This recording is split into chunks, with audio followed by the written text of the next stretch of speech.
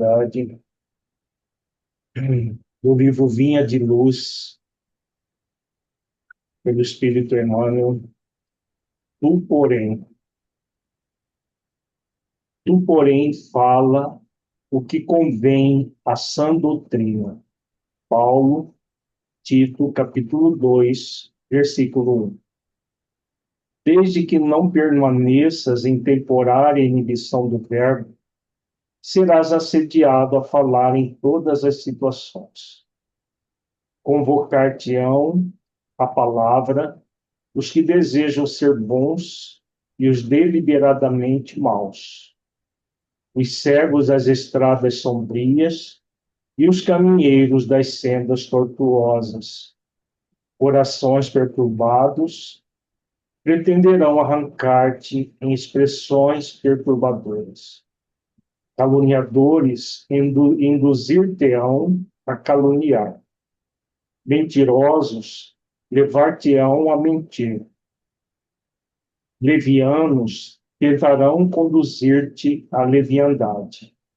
Ironistas buscarão localizar-te a alma no falso terreno do sarcasmo.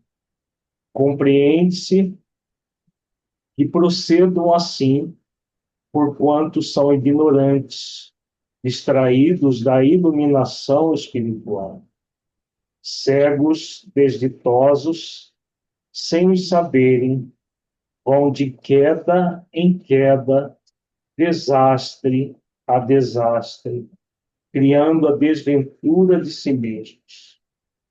Tu, porém, que conheces o que eles desconhecem, que cultivam, que cultivas na mente, cuidado em usar o verbo. Toma cuidado em usar o verbo.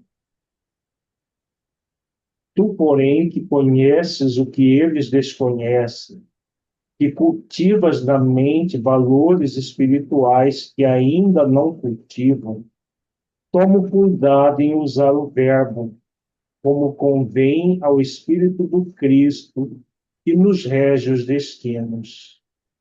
É muito fácil falar aos que nos interpelam de maneira a satisfazê-los, e não é difícil replicar-lhes como convém aos nossos interesses e conveniências particulares.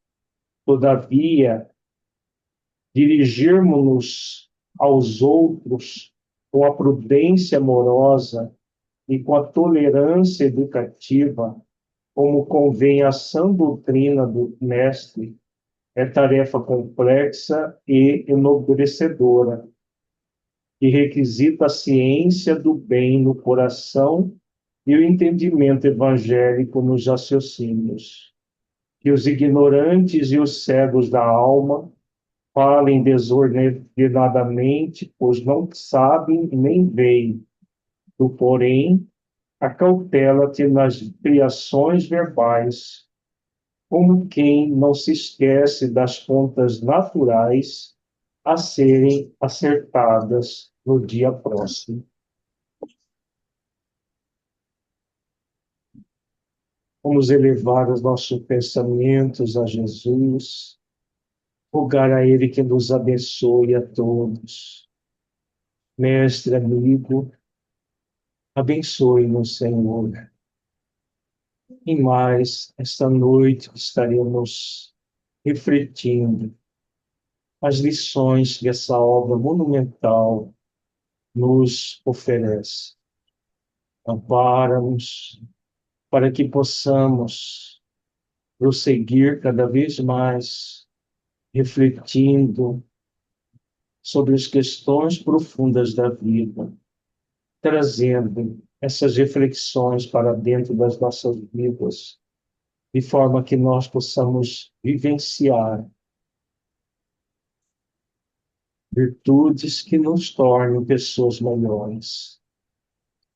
Senhor, abençoe-nos para que possamos bem refletir tudo o que estudarmos nesta noite. Ampare a todos nós, a toda a humanidade, hoje e sempre. Gratidão por tudo, Senhor. Vamos inicialmente fazer a nossa recordação do módulo anterior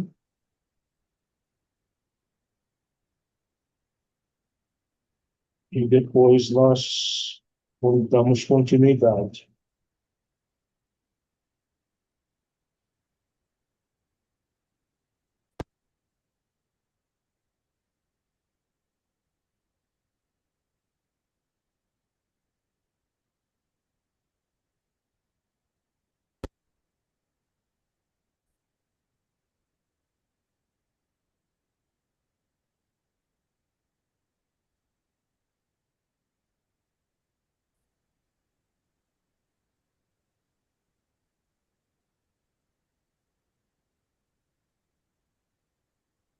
No nosso encontro 16, nós estudamos o capítulo 29, a visão de Francisco, um rapaz que estava internado nas câmaras de retificação, que via o próprio cadáver como se fosse um monstro.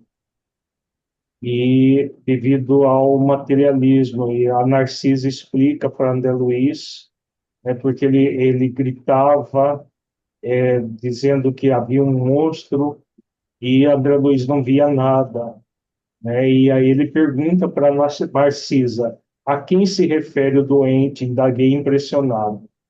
Está porventura assediado por alguma sombra invisível ao meu olhar?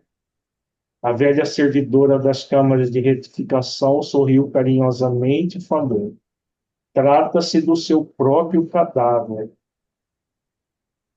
Que me diz, tornei espantado. O pobrezinho era excessivamente apegado ao corpo físico e veio para a esfera espiritual após um desastre oriundo de pura imprudência. Esteve durante muitos dias ao lado dos despojos, em pleno sepulcro, sem se conformar com situação diversa. Queria firmemente levantar o corpo hirto, tal império da ilusão em que vivera, e nesse triste esforço gastou muito tempo. Então, o que aconteceu com esse rapaz? Ele morreu num desastre, tinha um apego muito forte ao próprio corpo, experimentou a putrefação do corpo, apegado ao corpo, tentando reviver o corpo, totalmente dementado, sem se sentir um espírito imortal. Amedrontava-se com a ideia de enfrentar o desconhecido e não conseguia acumular nem mesmo alguns átomos de desapego às sensações físicas. Não valeram os socorros das esferas mais altas, porque fechava a zona mental a todo pensamento relativo à vida eterna. Por fim, os vermes fizeram-lhe experimentar tamanhos padecimentos que o pobre se afastou do túmulo tomado de horror. Começou então a peregrinar nas zonas inferiores do umbral. No entanto, os que lhe foram pais na terra possuem aqui grandes créditos espirituais e rogaram sua internação na colônia. Então, o grande problema dele foi o apego excessivo ao corpo, morreu de um desastre que não estava na programação dele, né, considerado no mundo espiritual um suicídio indireto, e experimentou a putrefação do próprio corpo. Trouxeram-nos samaritanos quase à força. Seu estado, contudo, é ainda tão grave que não poderá ausentar-se tão cedo das câmaras de retificação. No mundo espiritual, ele permaneceu dementado. A visão de Francisco esclareceu a velhinha tenciosa. É o pesadelo de muitos espíritos depois da morte carnal. Apegam-se demasiadamente ao corpo, não enxergam outra coisa, nem vivem senão dele e para ele, voltando-lhe verdadeiro culto, e vindo o sopro renovador, não o abandona. Então, há um apego muito grande ao corpo. Isso é relativamente comum devido ao materialismo que ainda nos caracteriza a sociedade humana que vive numa superficialidade em relação à vida. Aquilo que aconteceu com Francisco acontece com muitas pessoas diariamente. Repelem quaisquer ideias de espiritualidade e lutam desesperadamente pelo conservar. Surgem, no entanto, os vermes vorazes e os expulsam. A essa altura, horrorizam-se do corpo e adotam nova atitude extremista.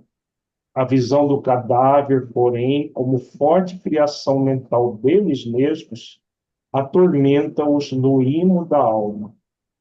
Sobrevêm perturbações e crises, mais ou menos longas, e muitos sofrem até a eliminação integral do seu fantasma.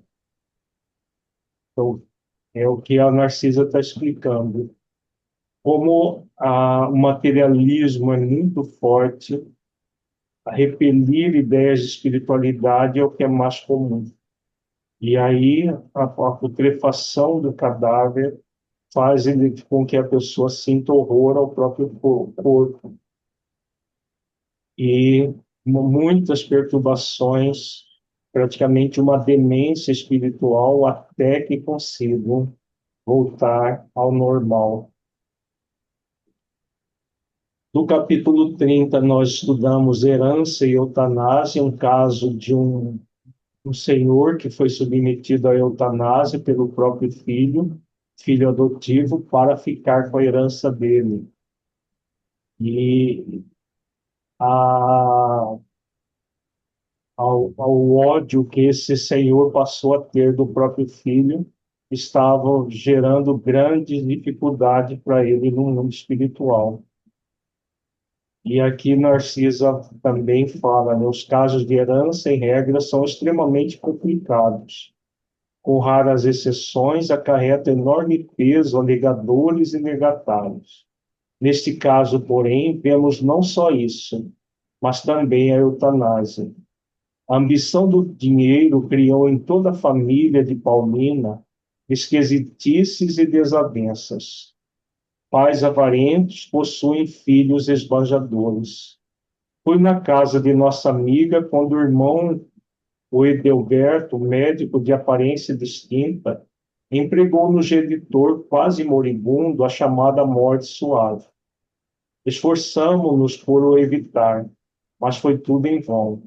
O pobre rapaz desejava de fato apressar um desenlace por questões de ordem financeira.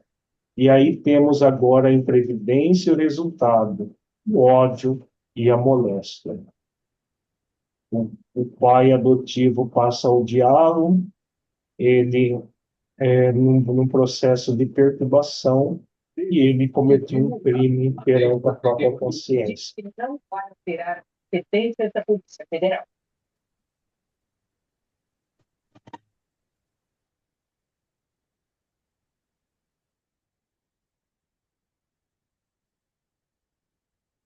No capítulo 31, nós começamos a estudar o vampiro, um capítulo sobre o vampiro de uma mulher que tenta entrar na colônia e era uma pessoa que tinha sido profissional da ginecologia, obstetrícia, e que tinha matado 58 crianças ao nascer. Esses pontos escuros representam 58 crianças assassinadas ao nascerem. Em cada mancha, vejo a imagem mental de uma criancinha aniquilada, umas por golpes esmagadores, outras por asfixia. Essa desventurada criatura foi profissional de ginecologia. A pretexto de aliviar consciências alheias, entregava-se a crimes nefandos, explorando a infelicidade de jovens inexperientes. A situação dela é pior que a dos suicidas e homicidas, e por vezes apresentam atenuantes de vulto. Então, é um caso de uma mulher que estava tentando entrar na colônia com o objetivo de tumultuar. Nós iniciamos o estudo e vamos concluí-lo agora.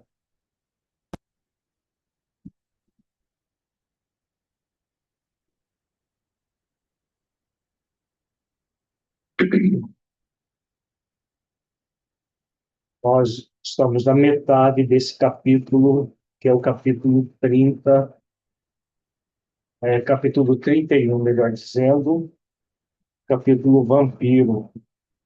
No meu livro é na página 193, mas é a metade do capítulo que nós começamos a estudar. Essa mulher, a ginecologista, obstetra, que matava as crianças, queria entrar e o Tobias, que era aliás, o irmão Paulo, né? Tobias era o chefe do trabalho lá nas câmaras, mas o irmão Paulo era da vigilância. E aí, tanto André Luiz quanto Narcisa queriam introduzir a mulher na colônia. E aí a Narcisa fala para o irmão Paulo, né? Demonstrando a sensibilidade das almas nobres, Narcisa rogou: Irmão Paulo, também eu já errei muito no passado. Atendamos a esta desventurada. Se me permite, eu lhe dispensarei cuidados especiais. Reconheço, minha amiga, respondeu o diretor da vigilância, impressionado pela sinceridade, que todos somos espíritos endividados. Entretanto, temos a nosso favor o reconhecimento das próprias fraquezas e a boa vontade de resgatar nossos débitos. Mas esta criatura, por agora, nada deseja senão perturbar quem trabalha. Os que trazem os sentimentos calejados na hipocrisia emitem forças destrutivas. Para que nos serve aqui um serviço de vigilância? Vejamos que as reflexões que o Paulo faz é muito interessante, né? Por quê? Dá a impressão que é falta de caridade que a, a não deixar a mulher entrar. Mas a diferença de quem errou, no caso da Narcisa, né, todos nós, né, somos espíritos endividados. Mas o endividado que quer se libertar da dívida é diferente do endividado que ainda acha que fez mais do que ele fez. Não, não tem nada a ver com questões profundas da vida, questões ligadas às próprias leis divinas. Por isso que havia esse serviço de vigilância só para deixar entrar quem estava arrependido. É o que está no livro Céu e Inferno, né? Todo o processo de reabilitação do espírito começa no arrependimento, passa pela expiação e culmina com a reparação. Então, a lei de reparação pede arrependimento. No caso dessa mulher, não havia arrependimento. O Paulo foi um espírito bem treinado para a vigilância exatamente por isso. E aí vejamos o conduzimento do caso muito interessante que ele faz, né? E sorrindo expressivamente pela boca. Busquemos a prova. O vigilante-chefe aproximou-se então da pedinte e perguntou: que deseja a irmã do nosso concurso fraterno? Socorro, socorro, socorro, respondeu lacrimosa. Mas minha amiga ponderou acertadamente. É preciso sabermos aceitar o sofrimento derretificador. Por que razão tantas vezes cortou a vida de entezinhos frágeis que iam à luta com a permissão de Deus? Ouvindo inquieta, ela exibiu terrível caratonha de ódio e bradou: quem me atribui essa infâmia? Minha consciência está tranquila, canalha. Empreguei a existência auxiliando a maternidade na terra. Fui caridosa e crente, boa e pura.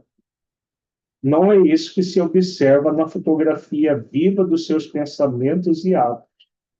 Creio que a irmã ainda não recebeu nem mesmo o benefício do remorso. Quando abrir sua alma às bênçãos de Deus, reconhecendo as necessidades próprias, então volte até aqui.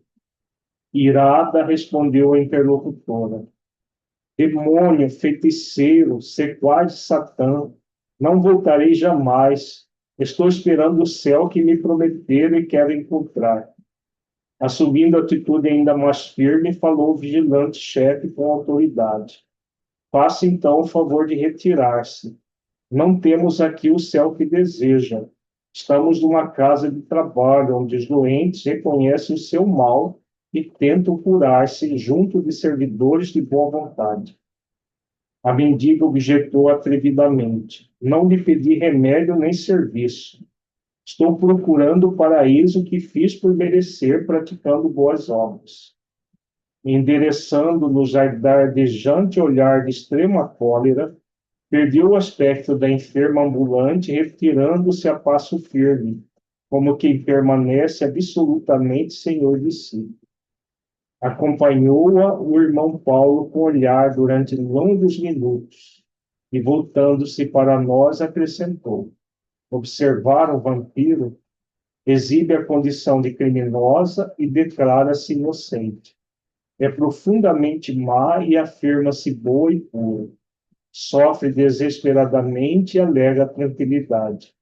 Criou um inferno para si própria e assevera que está procurando o céu. Ante o silêncio com que lhe ouvíamos a lição, o vigilante-chefe rematou: é imprescindível tomar cuidado com as boas ou más aparências. Naturalmente, a infeliz será atendida a lures pela bondade divina, mas por princípio de caridade legítima, na posição em que me encontro, não lhe poderia abrir nossas portas. Uma reflexão muito profunda, né? Essa lição, porque ela vai ao encontro daquele princípio evangélico do Cristo, quando ele diz: seja o seu dizer sim, sim e o não, não. O que passa disso é de procedência maligna, né? Nós ainda, veja que a Vera Luiz, a Narcisa, mesmo a Narcisa, que já tinha experiência, estava vendo a mulher como uma coitada, precisando de ajuda, e numa visão superficial, né, se o Paulo não fosse bem treinado para perceber a realidade, eles recolheriam a mulher que nem culpa tinha sentido, nem como ele fala aqui, nem mesmo o benefício do remorso, quanto mais do arrependimento. Então, ela não se sentia, né, porque o remorso, que é uma culpa intensa, ela muitas vezes vem antes do arrependimento, né? Há três níveis desse processo. Normalmente, a pessoa tem uma insensibilidade em relação àquilo que faz aos outros, um processo de psicopatia, em que ela não sente nada. Ela não sente, faz o mal. No caso, ela matou 58 crianças ao nascer, sem a mínima condições de defesa, e se achava uma mulher pura, provavelmente era religiosa, e aquela religião formal, e simplesmente por meio de promessas de pagamento, acreditava que tinha direito ao céu que ela tinha pagado, que ela tinha pago. E, em vez de reconhecer o erro, ela achava que tinha feito tudo certo, perante a própria anestesia da consciência.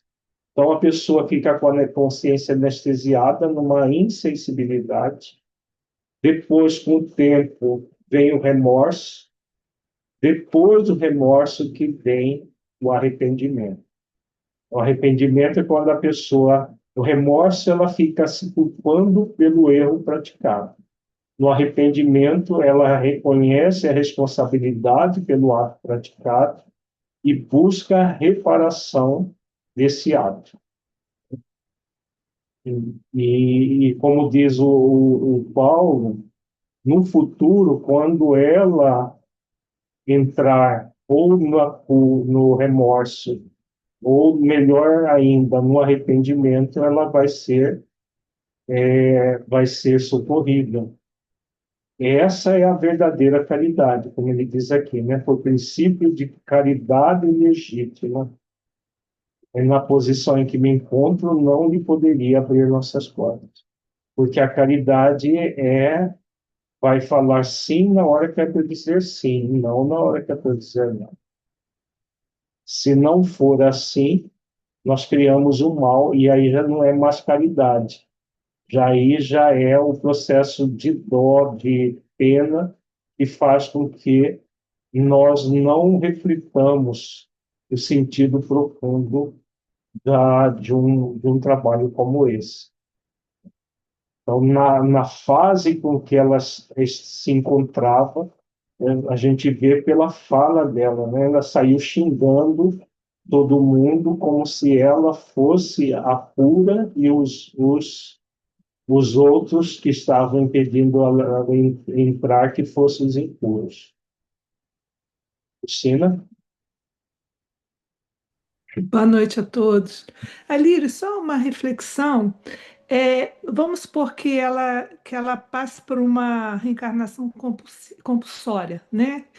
Mesmo nessa, para poder dar chance para a lei da misericórdia. Então, as chances dela, que seria para a reparação, mas se ela não chegou nem nesse processo ainda, as chances dela seriam muito pequenas de qualquer alerta, a gente poderia falar isso? Depende, porque num caso, se ela numa reencarnação compulsória, muito provavelmente ela nasceria com um corpo deformado, com uma Uhum, dificuldade de inteligência, com situações assim que ela praticou, resultado, né, efeito daquilo que ela praticou. sim. Se em espírito, nesse corpo, com alterações, com deformidades, com deficiência mental, com o espírito se humildasse, né, se ele se humildar, reconhecer que é justo a expiação, ela pode Entrar voltar no para o mundo processo. espiritual não reparando débitos, Uhum, simplesmente naquela primeira fase do processo expiatório. Porque uhum, nesse caso haveria um arrependimento pela condição de vida, né? uhum, Mas no espírito, nessas condições, do jeito como ela está ainda, seria mínimas as chances. Então, em uhum, caso desse, os benfeitores não trazem a espírito para a reencarnação. Por quê? uhum, Porque seria inútil o processo.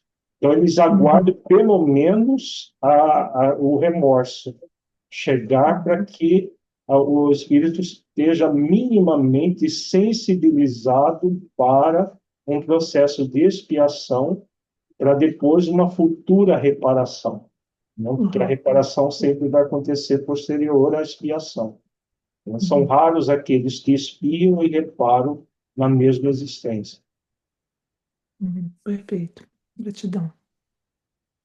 Ieda, Boa noite. O que eu refleti também é que talvez ela nem consiga concluir uma gestação, ela, a reencarnação, né?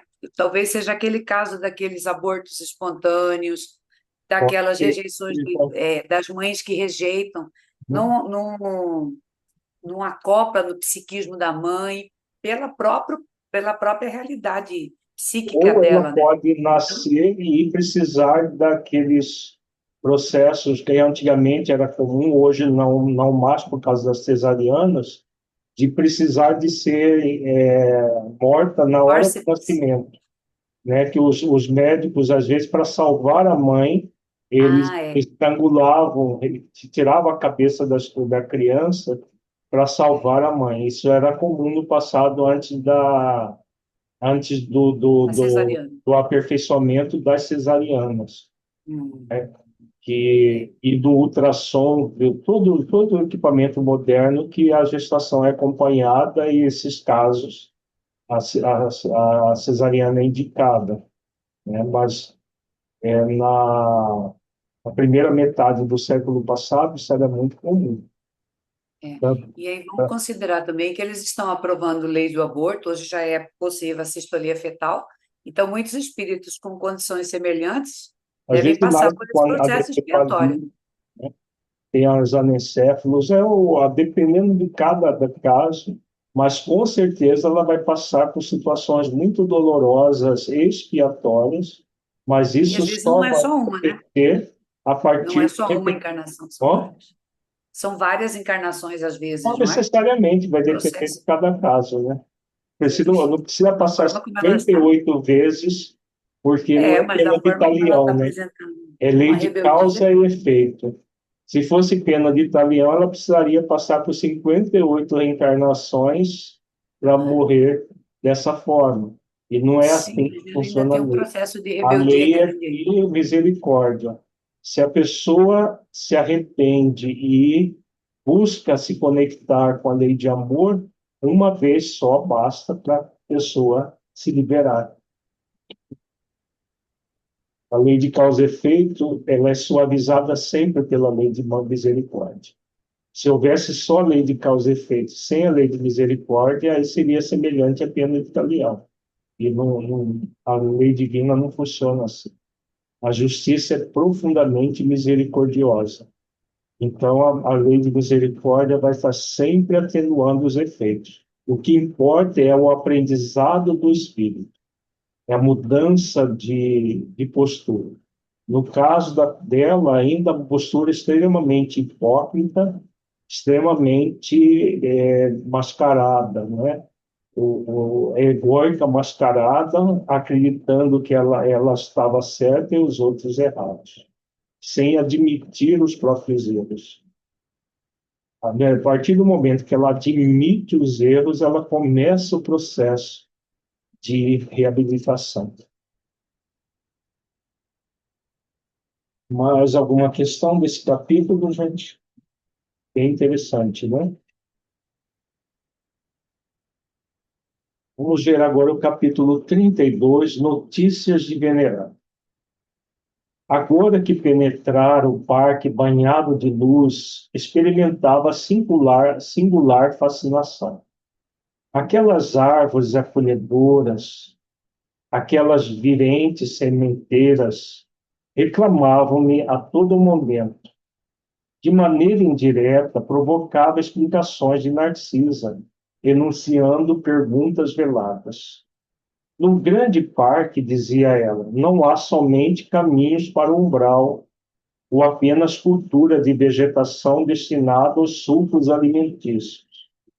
A ministra veneranda criou planos excelentes para os nossos processos educativos. E, observando minha curiosidade sadia, continuou esclarecendo. Trata-se dos salões verdes para serviço de educação. Há, entre as grandes fileiras das árvores, há recintos de maravilhosos contornos para as conferências dos ministros da regeneração, outros para ministros visitantes e estudiosos em geral, reservando-se, porém, um de assinalada beleza para as conversações do governador, quando ele se digna de vir até nós. Periodicamente, as árvores eretas se cobrem de flores, dando ideia de pequenas torres coloridas, cheias de encantos naturais. Temos, assim, no firmamento, o teto acolhedor com as bênçãos do sol ou das estrelas distantes. Devem ser prodigiosos esses palácios da natureza, acrescentei. Sem dúvida, prosseguiu a enfermeira entusiasticamente. O projeto da ministra me despertou, segundo me informaram, aplausos francos em toda a colônia. Soube que tal se dera havia precisamente 40 anos. Iniciou-se, então, a campanha do Salão Natural. Todos os ministérios pediram cooperação, inclusive o da União Divina, que solicitou concurso de veneranda na organização de recintos dessa ordem no Bosque das Águas. Surgiram deliciosos recantos em toda parte. Os mais interessantes, todavia, a meu ver, são os que se instituíram nas escolas. Variam nas formas e dimensões. Nos parques de educação do esclarecimento, instalou a ministra um verdadeiro castelo de vegetação em forma de estrela, dentro do qual se abrigam 5 numerosas classes de aprendizados e 5 instrutores diferentes. No centro funciona enorme aparelho destinado a demonstrações pela imagem, a maneira do cinematógrafo terrestre, com o qual é possível levar a efeito 5 projeções variadas simultaneamente. Essa iniciativa melhorou consideravelmente a cidade, unindo no mesmo esforço o serviço proveitoso, a utilidade prática e a beleza espiritual. Valendo-me da pausa natural, interpelei. E o mobiliário dos salões, tal como dos grandes recintos terrenos? Narcisa sorriu e acentuou. Há diferença. A ministra ideou os quadros evangélicos do tempo que assinalou a passagem do Cristo pelo mundo e sugeriu recursos da própria natureza. Cada salão natural tem bancos e poltronas esculturados na substância do solo, forrados de relva olente e macia. Isso imprime formosura e disposições características. Disse a organizadora que seria justo lembrar as preleções do mestre em plena praia, quando de suas divinas excursões junto ao Tiberíades. E dessa recordação surgiu o empreendimento do mobiliário natural. A conservação exige cuidados permanentes, mas a beleza dos quadros representa vasta compensação. A essa altura, interrompeu-se a bondosa enfermeira, mas, identificando o meu interesse silencioso, prosseguiu. O mais belo recinto do nosso ministério é o destinado às palestras do governador. A ministra veneranda descobriu que ele sempre estimou as paisagens de gosto helênico, mais antigo, e decorou o salão a traços especiais, formados em pequenos canais de água fresca, pontes graciosas, lagos minúsculos, palanquins de arvoredos e frondejante vegetação. Cada mês do ano mostra cores diferentes, em razão das flores que se vão modificando em espécie, de 30 a 30 dias. A ministra reserva o mais lindo aspecto para o mês de dezembro, em comemoração ao Natal de Jesus, quando a cidade recebe os mais formosos pensamentos e as mais vigorosas promessas dos nossos companheiros encarnados na Terra, e envia, por sua vez, ardentes afirmações de esperança e serviço às esferas superiores, em homenagem ao Mestre dos Mestres. Esse salão é nota de júbilo para os nossos ministérios. Talvez já saiba que o governador aqui vem quase que semanalmente, aos domingos. Ali permanece longas horas, conferenciando com os ministros da regeneração, conversando com os trabalhadores, oferecendo sugestões valiosas, examinando nossas vizinhanças com umbral, recebendo nossos votos e visitas e confortando enfermos convalescentes. À noitinha, quando pode demorar-se, ouve música e assiste a números de arte, executados por jovens e crianças dos nossos educandários. A maioria dos forasteiros que se hospeda em nosso lar costuma vir até aqui só no propósito de conhecer esse palácio natural que acomoda confortavelmente mais de 30.000 pessoas. Ouvindo os interessantes informes, eu experimentava um misto de alegria e curiosidade. O salão da ministra veneranda, continuou Narcisa animadamente, é também esplêndido do recinto, cuja conservação nos merece especial carinho. Todo o nosso préstimo será pouco para retribuir as dedicações dessa abnegada serva de Nosso Senhor. Grande número de benefícios nesse ministério foram por elas criados para atender aos mais infelizes. Sua tradição de trabalho em nosso lar é considerada pela governadoria como das mais dignas.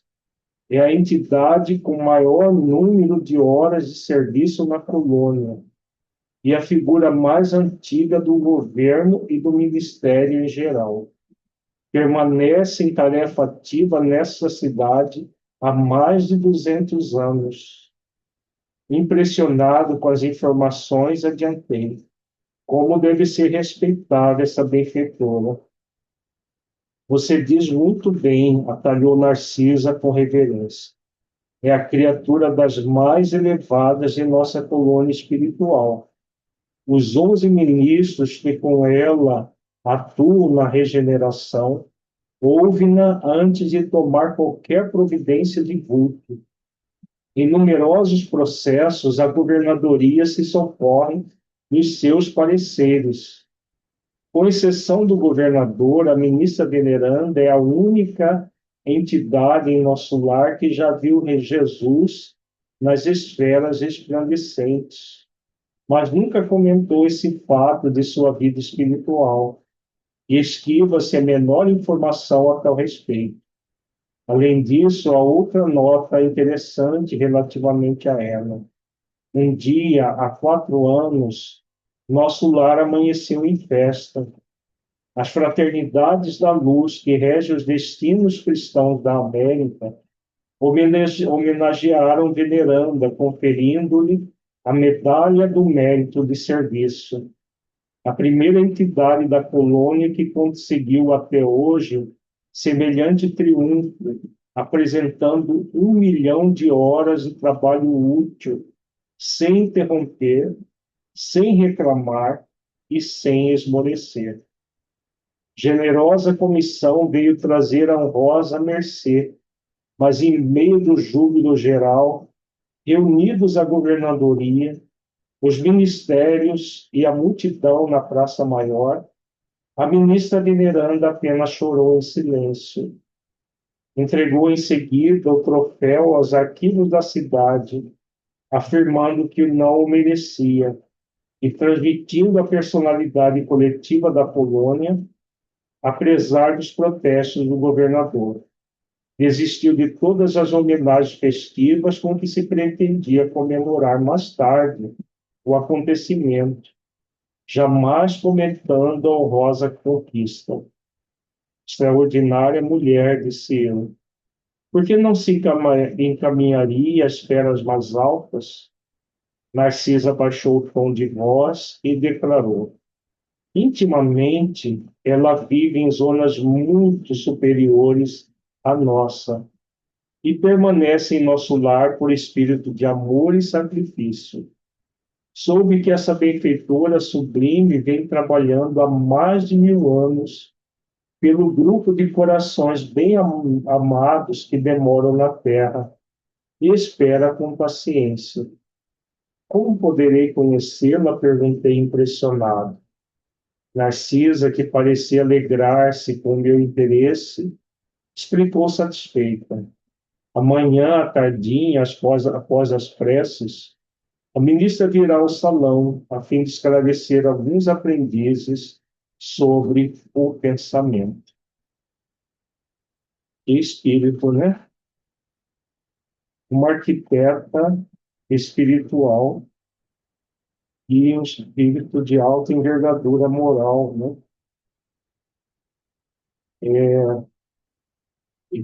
Dá para a gente imaginar, né? Porque só pela imaginação daria para a gente ter uma ideia desses salões que ela criou. Né? Veja que ela cria com a própria mente esses ambientes. E com certeza ela deve ter muito conhecimento de arquitetura, e aí com a própria mente ela tem a capacidade de criar esses ambientes, né? Porque no mundo espiritual não é com pedreiro e aparelhos que se constrói, é tudo com a mente. E essa ministra veneranda, com a capacidade intelecto-moral dela, constrói isso. Agora é bonito por que ela está em nosso lar, né?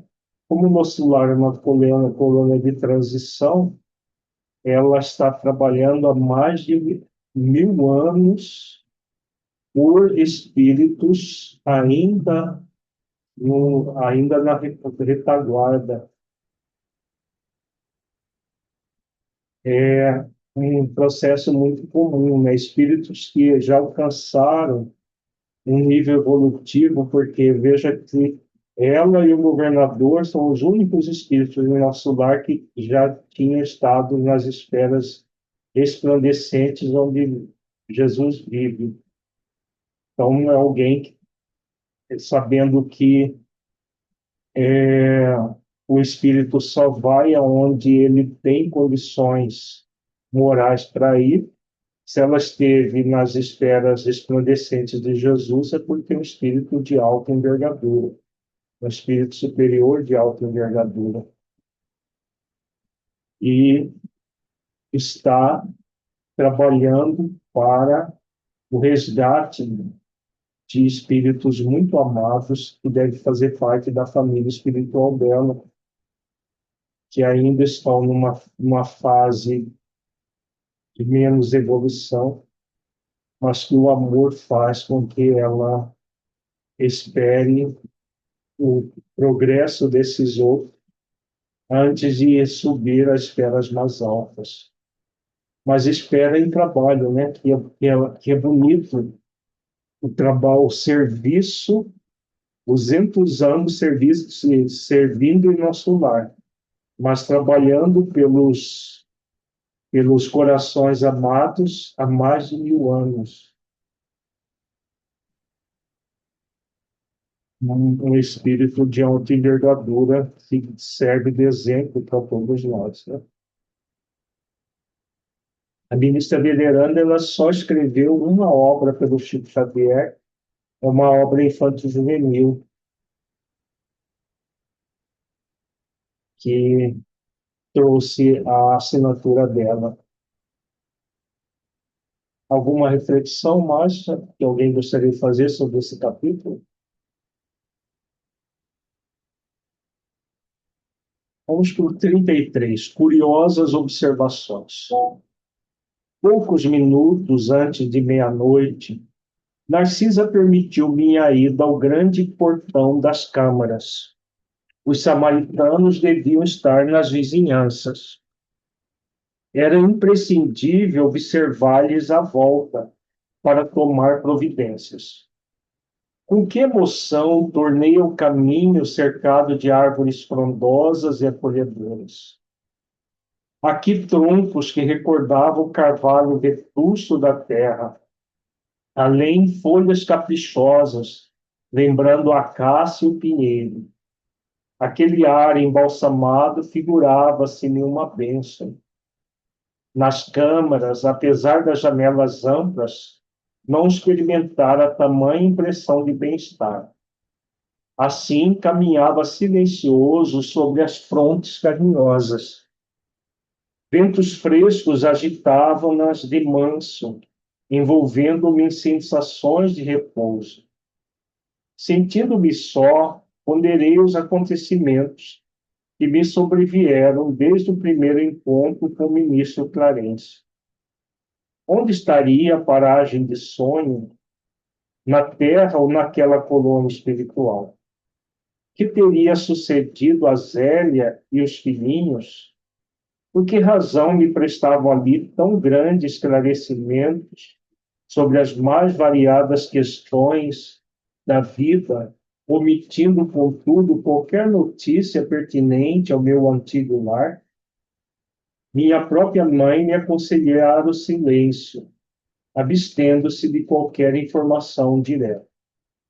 Tudo indicava a necessidade de esquecer os problemas carnais, no sentido de renovar-me intrinsecamente. E, no entanto, penetrando os excessos do ser, encontrava a saudade viva dos meus. Desejava ardentemente rever a esposa muito amada, receber de novo o beijo dos filhinhos. Por que decisões do destino estávamos agora separados, como se eu fosse um náufrago em praia desconhecida? Simultaneamente, ideias generosas confortavam-me o íntimo. Não era eu o náufrago abandonado. Se minha experiência podia classificar-se como naufrágio, não devia o desastre senão a mim mesmo. Agora que observava em nosso lar vibrações novas de trabalho intenso e construtivo, admirava-me de haver perdido tanto tempo no mundo em frioleiras de toda sorte. É muito interessante essas reflexões que André Luiz está falando, né? Está fazendo. Ele reconhece tudo que aconteceu com ele com a responsabilidade dele mesmo. Quando nós estamos no mundo físico, há uma tendência do ser humano de atribuir as suas limitações, as suas dificuldades aos outros, como se os outros que fossem problemáticos. No caso da André Luiz, quando estava encarnado, como ele diz, né? Ele estava focado nas frioleiras do mundo. E agora, desencarnado, ele reconhece tudo isso e reconhece que as dificuldades que ele estava passando se deveu a ele mesmo. Como ele diz aqui, se minha experiência podia classificar-se como naufrágio, não devia ao desastre, senão a mim mesmo. Em verdade, muito amar a companheira de lutas e, sem dúvida, dispensar aos filhinhos ternuras incessantes. Mas, examinando desapaixonadamente minha situação de esposa e pai, reconhecia que nada criara de sólido e útil no espírito dos meus familiares. Tarde verificava esse descuido. Quem atravessa um campo sem organizar sementeira necessária ao pão e sem proteger a fonte que sacia a sede, não pode voltar com a intenção de abastecer-se. Tais pensamentos instalavam-se-me no cérebro com veemência irritante. Ao deixar os círculos carnais, encontrara as penúrias da incompreensão. E que teria sucedido à esposa e aos filhinhos, deslocados da estabilidade doméstica para as sombras da viuvez e da orfandade? Inútil interrogação. O vento calmo parecia sussurrar concepções grandiosas, como que desejoso de me despertar a mente para estados mais altos.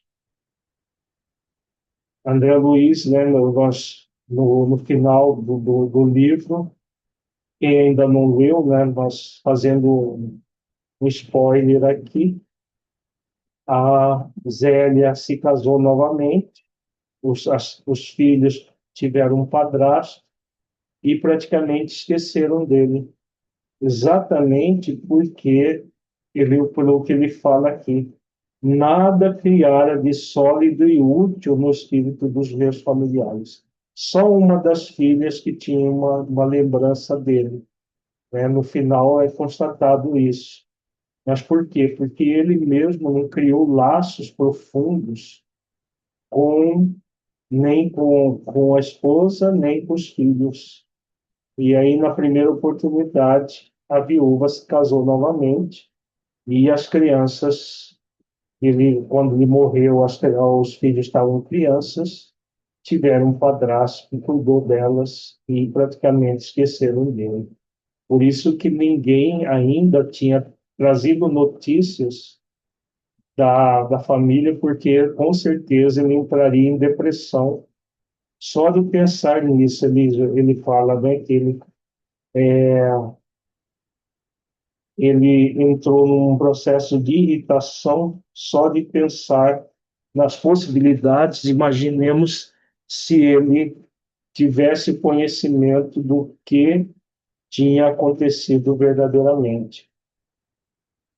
Ele entraria numa situação bem mais grave. Então, por isso que todos ocultaram a verdade. Com certeza, a mãe dele sabia de toda a realidade e não falou nada para ele. Clarencio, Lísias, todos sabiam e não falaram porque ele não tinha condições de saber.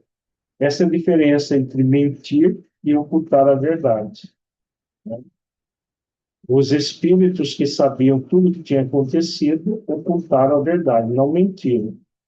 A mãe falou para ele aguardar, todos falaram para que ele aguardasse o tempo para tomar consciência da verdade.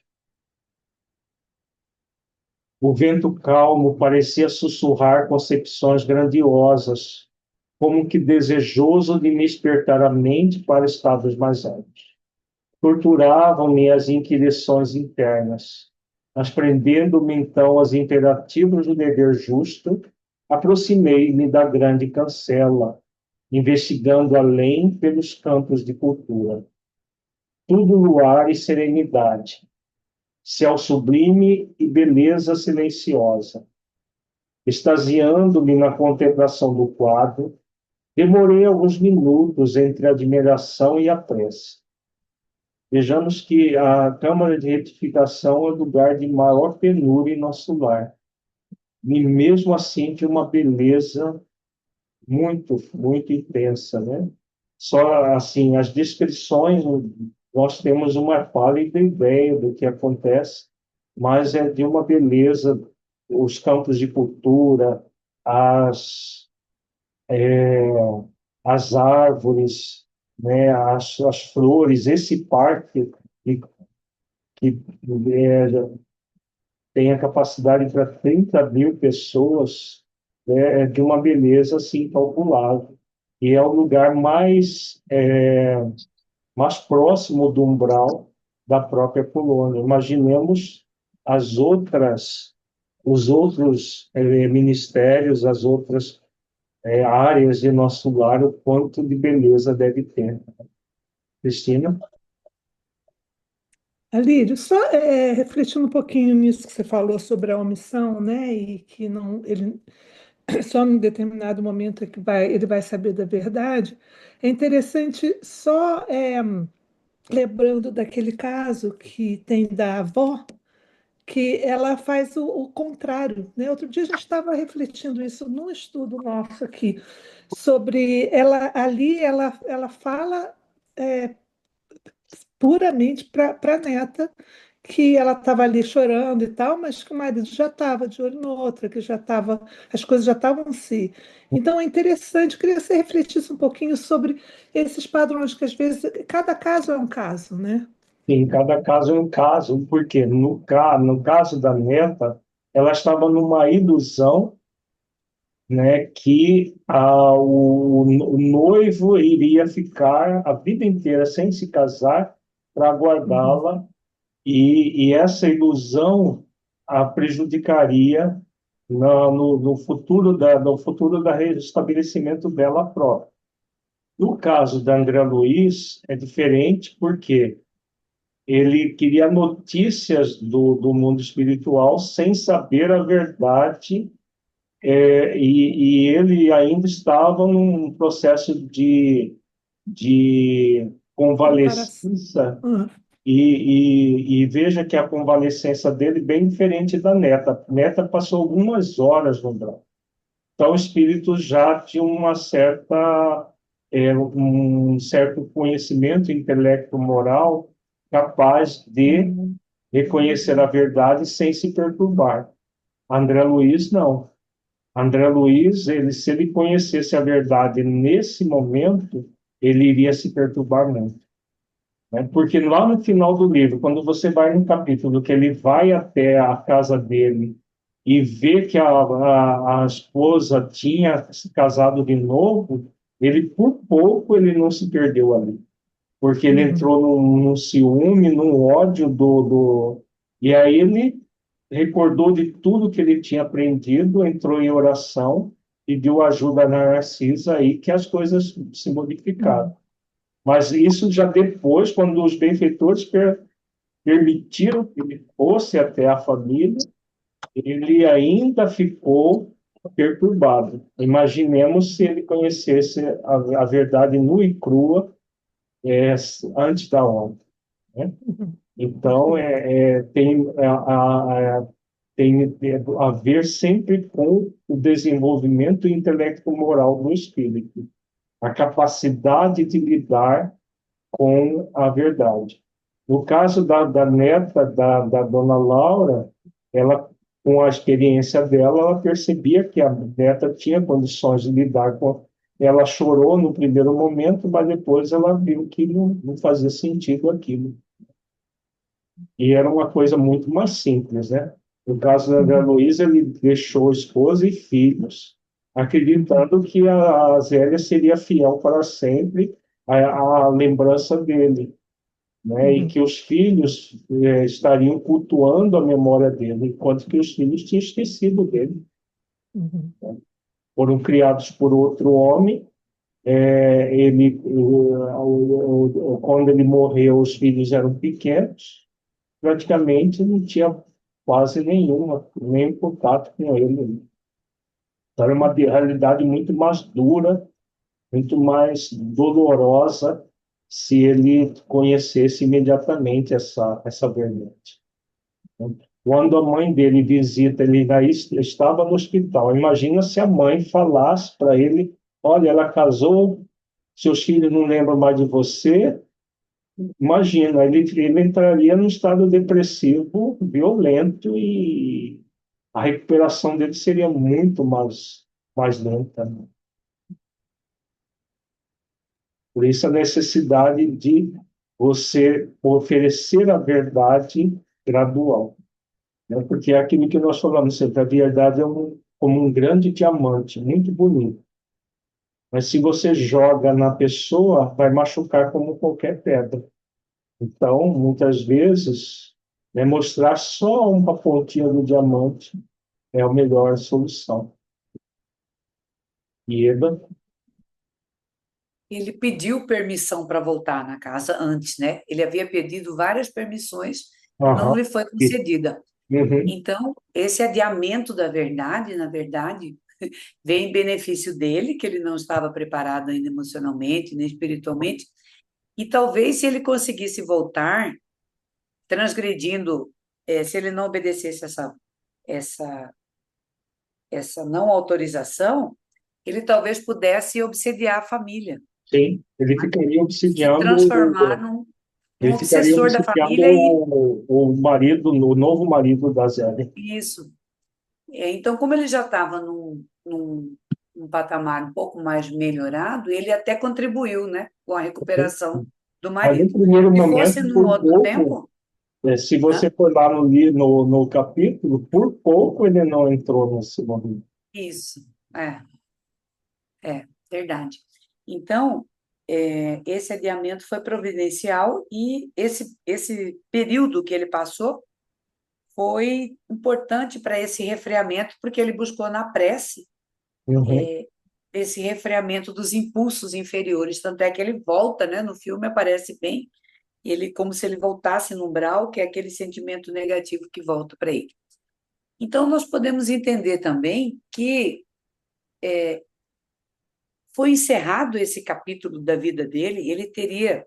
É lógico que ele vem como um suicida indireto, mas então encerrou a participação dele na vida da família e a família vai viver, então, um outro ciclo, uma outra história, sem a interferência dele. Ele já não pertence, então, mais a esse episódio, a essa parte da vida da família, é isso? Não quer Ele dizer que já ele está não num outro. pertença, né? Mas por quê? Foi um Ele está suicídio desligado. indireto, e o suicídio indireto não há uma programação. Aí é feita uma reprogramação da própria Ah, família, tá. porque É, não é justo, é a lei de é. justiça em atividade. Não é justo que as pessoas Não, que ficam, a vida delas fica parar por causa disso. totalmente num vácuo por causa do outro que não soube valorizar a vida, né? No caso do André Luiz, ele, com o alcoolismo, com a sexolatria Exato. dele e tudo, ele acabou contraindo a sífilis e a cirrose hepática, que o levaram à morte.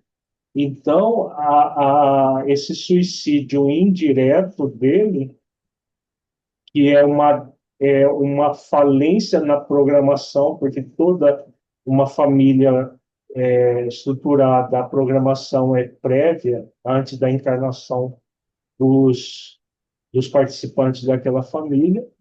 Então, houve uma desprogramação daquilo que foi programado. Então, a parte dele cessou, porque ele morreu, né, ficou 8 anos e pouco no umbral, e a família continuou, e a providência divina, a lei de misericórdia, providenciou um pai para as crianças e um marido, novo marido para a mulher, que houve uma reprogramação de todos os envolvidos. Não se tem muita notícia do Ernesto, se ele era viúvo também. Pode ser que ele fosse um viúvo, e aí uniu viuvez de um com viuvez do outro, reprograma, né? Porque as reprogramações são infinitas. O espírito pode reprogramar a qualquer momento usando seu livre-arbítrio. Aí pensando no benefício do grupo, que precisava continuar na família, né? Progredindo, né? Continuar a existência. Porque Outra coisa, nós se não houvesse essas reprogramações, as pessoas ficariam sendo punidas a pela, mercê, né, pela incúria do outro, do né? outro. Verdade. Alírio, então dá para refletir aí a parábola dos talentos. Todo aquele que pensa que tem, Uhum. até aquilo que Todo pensa que pensa que tem, tem lhe será será tirado. retirado. Dá Uhum. para refletir aí nesse ponto? Exatamente. Porque é tudo dádiva divina, são empréstimos, né? Até o nosso corpo é empréstimo. O que é nosso é a forma como nós utilizamos. Aquilo que nós fazemos da existência. As escolhas, né? Interessante. Vamos continuar aqui. Torturavam-me as inquirações internas, mas prendendo-me então aos imperativos do dever justo, aproximei-se da grande. Aqui já vamos, né? Instante depois, divisei ao longe dois vultos enormes que me impressionaram vivamente. Pareciam dois homens de substância indefinível, semiluminosa. Dos pés e dos braços pendiam filamentos estranhos, e da cabeça como se escapava um longo fio de singulares proporções. Tive a impressão de identificar dois autênticos fantasmas. Não suportei, cabelos eriçados, voltei apressadamente ao interior. Inquieto e amedrontado, expus a Narcisa a ocorrência, notando que ela mal continha o riso. Interessante, né? Quando estamos encarnados, a maior parte tem medo de espírito. André Luiz estava com medo do encarnado. Ora essa, meu amigo, disse por fim, mostrando bom humor. Não reconheceu aqueles personagens? Fundamente desapontado, nada consegui responder, mas Narcisa continuou. Também eu, por minha vez, experimentei a mesma surpresa em outros tempos. Aqueles são os nossos próprios irmãos da terra. Trata-se de poderosos espíritos que vivem na carne em missão redentora e podem, como nobres iniciados da eterna sabedoria, abandonar o veículo corpóreo, transitando livremente em nossos planos. Os filamentos e fios que observou são singularidades que os diferenciam de nós outros. Não se arreceie, portanto, os encarnados que conseguem atingir estas paragens são criaturas extraordinariamente espiritualizadas, apesar de obscuras ou humildes na Terra. Então, encarnados, e o André Luiz ficou com medo dos encarnados. Mas é o que Darcida fala, né? Como o nosso lar fica numa posição geográfica próximo da ionosfera, para chegar lá somente espíritos voltados ao bem, né? Muito voltados ao bem, mesmo que as encarnações deles sejam obscuras. Encorajando-me bondosamente, acentuou: vamos até lá. Temos 40 minutos depois de meia-noite. Os samaritanos não podem tardar. Satisfeito, voltei com ela ao grande portão. Obrigava-se ainda a enorme distância os dois vultos que se afastavam de nosso lar tranquilamente. A enfermeira contemplou-os, fez um gesto expressivo de reverência e exclamou: estão envolvidos em claridade azul. Devem ser dois mensageiros muito elevados da esfera carnal, em tarefa que não podemos conhecer. Ali estivemos minutos longos parados na contemplação dos campos silenciosos. Em dado movimento, porém, a bondosa amiga indicou um ponto escuro no horizonte enluarado e observou: lá vêm eles. Identifiquei a caravana que avançava em nossa direção, sob a claridade branda do céu. De repente, ouvi o ladrar de cães a grande distância. Que é isso? Interroguei assombrado. Os cães, disse Narcisa, são auxiliares preciosos nas regiões obscuras do umbral, onde não estacionam somente os homens desencarnados, mas também verdadeiros monstros, que não cabe agora descrever. A enfermeira, em voz ativa, chamou os servos distantes, enviando um deles ao interior, transmitindo avisos. Então, esses cães aqui não são criação mental, são cães desencarnados, que são utilizados temporariamente. É claro que eles também vão reencarnar para evoluir, mas são utilizados no mundo espiritual como cães de guarda, né, para espantar esses espíritos animalescos que se encontram no umbral. A André Luiz também fala que não são só cães, tem as mulas, os burros também são utilizados, cavalos são utilizados no mundo espiritual. Fixei atentamente o grupo estranho que se aproximava devagarinho. 6 grandes carros, formato diligência, precedidos de matilhas de cães alegres e bulhentos, eram tirados por animais que, mesmo de longe, me pareceram iguais aos muares terrestres. Muares são os burros, bestas, mulas. Mas a nota mais interessante eram os grandes bandos de aves, de corpo volumoso, que voavam a curta distância acima dos carros, produzindo ruídos singulares. Dirigi-me incontinente a Narcisa, perguntando: onde o aeróbus? Não seria possível utilizá-lo no umbral?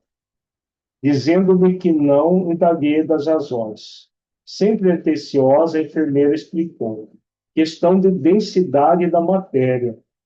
Pode você figurar um exemplo com a água e o ar.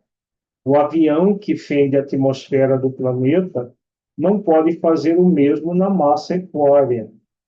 Poderíamos construir determinadas máquinas, como o submarino, mas por espírito de compaixão pelos que sofrem, os núcleos espirituais superiores preferem aplicar aparelhos de transição. Além disso, em muitos casos, não se pode prescindir da colaboração dos animais. Muito interessante a razão, né? Eles poderiam criar aparelhos específicos, como submarinos, para emergir dentro do umbral. Mas se para os espíritos aí perturbados seria assim uma coisa impressionante. Então eles usam carroças, né, semelhante a carruagens e carroças para o transporte. Como assim? Perguntei surpreso. Os cães facilitam o trabalho. Os muares suportam cargas pacientemente e fornecem calor nas zonas onde se faça necessário. E aquelas aves, acrescentou, indicando-as no espaço, que denominamos íbios viajores, são excelentes auxiliares dos samaritanos por devorarem as formas mentais odiosas e perversas, entrando em luta franca com as trevas umbralinas. E esses íbios viajores aqui? O que vocês acham? São aves desencarnadas ou são espíritos, são criação mental? Como nós não temos no mundo físico aves desse tipo, esses são criações mentais. Esses íbios viajores aqui são criações dos espíritos para gerarem para devorarem essas formas mentais. Vim agora mais próxima à caravana. Narcisa fixou-me com bondosa atenção, rematando: mas no momento o dever não comporta minudências informativas. Poderá colher valiosas lições sobre os animais, não aqui, mas no Ministério do Esclarecimento, onde se localizam os parques de estudo e experimentação. E distribuindo ordens de serviço aqui e acolá, preparava-se para receber novos doentes do espírito. Temos ainda 10 minutos, vamos iniciar o 34. Os recém-chegados no umbral. Destacaram as matilhas de cães ao nosso lado, conduzidas por trabalhadores de pulso firme. Daí a minutos estávamos todos enfrentando os enormes corredores de ingresso às câmaras de retificação. Servidores movimentavam-se apressados. Alguns doentes eram levados ao interior sob amparo forte. Não somente Narcisa, Saluste e outros companheiros se lançavam ali, cheios de amor fraternal, mas também os samaritanos mobilizavam todas as energias no afã de socorrer. Alguns enfermos portavam-se com humildade e resignação. Outros, todavia, reclamavam em altas vozes. Atacando igualmente o serviço, notei que uma velhota procurava descer do último carro, com muita dificuldade. Observando-me de perto, exclamou espantada: tenha piedade, meu filho, ajude-me por amor de Deus. Aproximei-me com interesse. Cruzes, credo, continuou benzendo-se. Graças à providência divina, afastei-me do purgatório. Ah, que malditos demônios lá me torturavam! Que inferno! mas os anjos do Senhor sempre chegaram. Ajudei a descer, tomado de extrema curiosidade.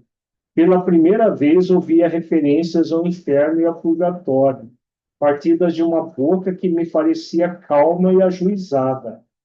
Talvez obedecendo mais à malícia que me era peculiar, interroguei. Vem assim de tão longe, a ver do inferno, né? Então, a André Luiz aproveitou para... falando desse modo, afetei áreas de profundo interesse fraternal, como costumava fazer da terra. Você vê que o hábito do encarnado permanecia com ele, olvidando por completo, naquele instante, as sábias recomendações da mãe de Lisas. A pobre criatura, percebendo o meu interesse, começou a explicar-se. De grande distância, fui na terra, meu filho, mulher de muitos bons costumes. Fiz muita caridade, rezei incessantemente como sincera devota. Mas quem pode com as artes de Satanás? Ao sair do mundo, vi-me cercada de seres monstruosos, que me arrebataram em verdadeiro torvelinho. A princípio, implorei a proteção dos arcanjos celestes. Os espíritos diabólicos, entretanto, conservaram-me enclausurada, mas eu não perdi a esperança de ser libertada de um momento para outro, porque deixei os dinheiros para a celebração de missas mensais por meu descanso. Atendendo ao impulso vicioso de perseguir assuntos que nada tinham que ver comigo, insisti. Como são interessantes as suas observações, mas não procurou saber as razões de sua demora naquelas paragens? Absolutamente não, respondeu, persignando-se. Como lhe disse, enquanto estive na terra, fiz o possível por ser uma boa religiosa. Sabe o Senhor que ninguém está livre de pecar. Meus escravos provocavam rixas e contendas.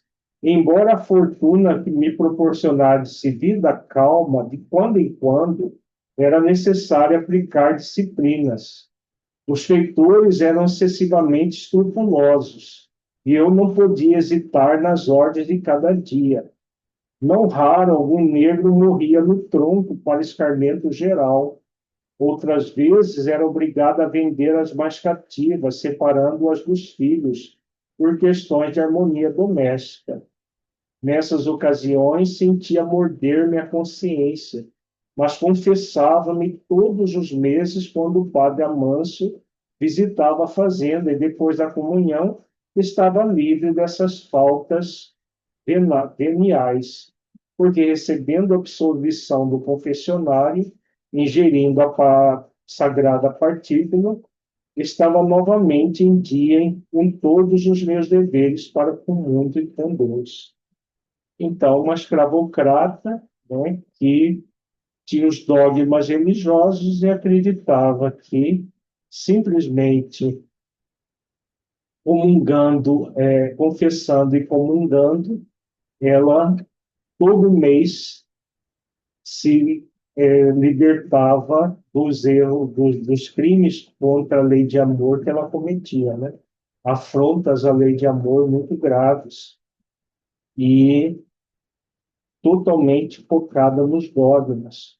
Apesar de ela estar ainda nessa perturbação, dá para tirar, né, o motivo pelo qual ela estava nessas condições. As próprias vítimas dela na escravidão a receberam no mundo espiritual e levaram para essa região umbralina. A essa altura, escandalizado com a exposição, comecei a doutrinar. Minha irmã, essa razão da paz espiritual era falsa.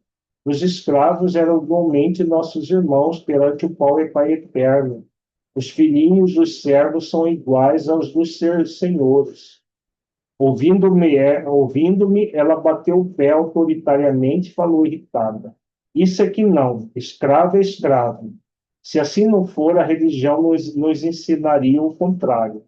Pois se havia cativos em casa de bispos, quanto mais em nossas fazendas. Quem haveria de plantar a terra senão eles? E creia que sempre lhes concedi minhas senzalas como verdadeira honra. Em minha fazenda nunca vieram ao terreiro das visitas, senão para cumprir minhas ordens. Padre Amâncio, nosso virtuoso sacerdote, disse-me na confissão que os africanos são os piores entes do mundo, nascidos exclusivamente para servirem a Deus no cativeiro. Pensa então que me poderia encher de escrúpulos no trato com essa espécie de criaturas? Não tenha dúvida, os escravos são seres perversos, filhos de Satã. Chego a admirar-me da paciência com que tolerei essa gente da terra. E devo declarar que saí quase inesperadamente do corpo, por me haver chocado a determinação da princesa, libertando esses bandidos. Decorreram muitos anos, mas lembro-me perfeitamente. Achava-me adoentada havia muitos dias, e quando o padre Amâncio trouxe a nova da cidade, piorei de súbito. Como poderíamos ficar no mundo vendo esses criminosos em liberdade? Certo, eles desejariam escravizar-nos por sua vez. E a servir a gente dessa laia, não seria melhor morrer? Recorde que me confessei com dificuldade, recebi as palavras de conforto do nosso sacerdote, mas parece que os demônios são também africanos e viviam à espreita, sendo eu obrigada a sofrer-lhes a presença até hoje. E quando veio, perguntei, em maio de 1888. Foi exatamente quando houve a libertação dos escravos, né? E estão agora em 1940. Imagina todo esse tempo sofrendo as consequências das ações que ela praticou. Experimentei estranha sensação de espanto.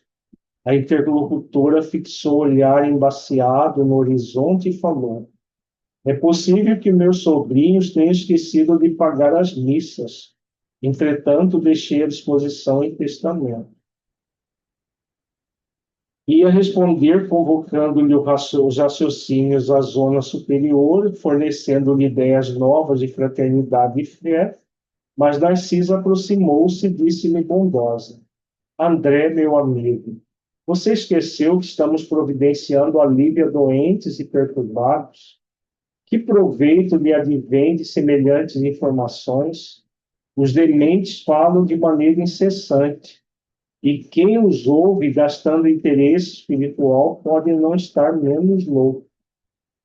Aquelas palavras foram ditas com tanta bondade que corei de vergonha, sem coragem de a elas responder. Não se impressione, exclamou a enfermeira delicadamente. Atendamos aos irmãos perturbados. Mas a senhora é de opinião que estou nesse número? Perguntou a velhota melindrada. Ainda ficou melindrada com a Narcisa. Narcisa, porém, demonstrando suas excelentes qualidades de psicóloga, tomou expressão de fraternidade carinhosa e exclamou: não, minha amiga, não digo isso. Creio, porém, que deve estar muito cansada. Seu esforço purgatorial foi muito longo. Justamente, esclareceu a recém-chegada do umbral. Não imagino que tenho sofrido torturado pelos demônios. A pobre criatura ia continuar repetindo a mesma história, mas Narcisa, ensinando-me como proceder em tais circunstâncias, atalhou. Não comente o mal. Já sei tudo o que lhe ocorreu de amargo e doloroso. Descanse, pensando que vou atendê-lo. E no mesmo instante dirigiu-se a um dos auxiliares sem afetação. Você, Zenóbio, vá ao departamento feminino e chame Bemese em meu nome para que conduza mais uma irmã aos leitos de tratamento. Então, deu para a gente fazer o capítulo inteiro, né? Muito interessante a história, né? Escravocrata,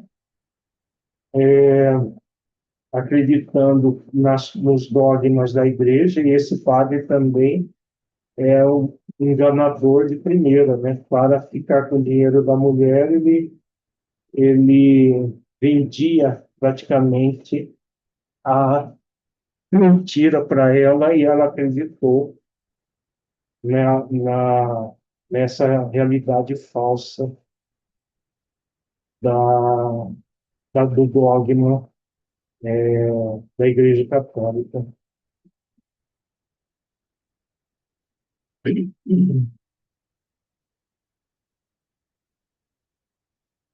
Vamos fazer a nossa prece de agradecimento.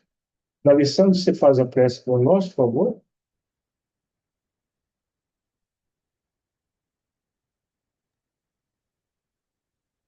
Senhor Jesus, gratos estamos na possibilidade de mais um encontro onde teus ensinamentos, através do médium, filiado à tua doutrina e as observações amorosas de um espírito arrependido, aonde eles se encontram, eles possam receber nossas vibrações de gratidão e que possamos, Senhor, trazer para o íntimo de nós mesmos essas informações. Amém. Nosso muito obrigado pela tua presença conosco. Assim seja. Uma boa noite para todos nós, muita paz e até terça-feira da semana que vem. Boa Até, noite. gente. Gratidão. Muito bom, muito bom. Boa noite, Tchau. gratidão. Boa noite, bom descanso. Muito obrigada. Bom Tchau. descanso a Tchau. todos. Boa noite. Bom, tá